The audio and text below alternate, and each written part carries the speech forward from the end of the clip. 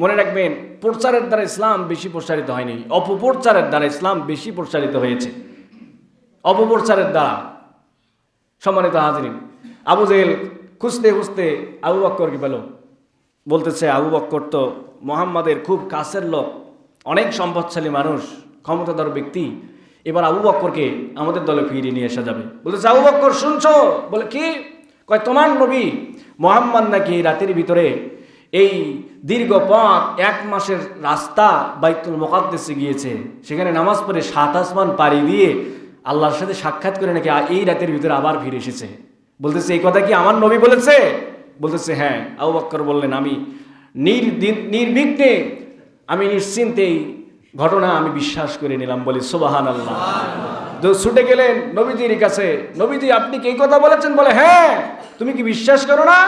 নবীজি আমি সাথে সাথে বিশ্বাস করেছি। নবীজি বলেন আবু বক্কর তুমি শুধু আবু বক্কর না, তুমি আজ থেকে আবু বক্কর সিদ্দিক। বলি সুবহানাল্লাহ।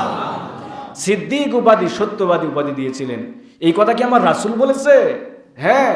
তাহলে আমি নিশ্চিন্তায় বিশ্বাস করে নিলাম, কারণ আমার নবী জন্মের পর থেকে আজ পর্যন্ত একটা মিথ্যা কথাও বলে নাই।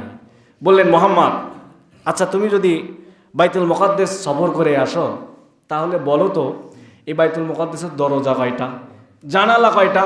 প্রশ্ন কঠিন না সহজ? আচ্ছা বলেন তো, রাসূল কি এগুলো দরজা জানালা করানোর জন্য গেছে? না, যায়নি।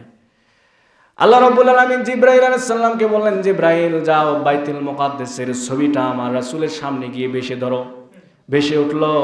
রাসূল দেখে দেখে বললেন এই কয়টা দরজা, এই কয়টা জানালা, বাইতুল মুকাদ্দাসের বর্ণনা দিলেন। তারপরে আবু জেহেল মক্কার কাফেররা মুহাম্মাদের এই কথাগুলো বিশ্বাস করে নাই। বিশ্বাস করেছিল? বিশ্বাস করে নাই।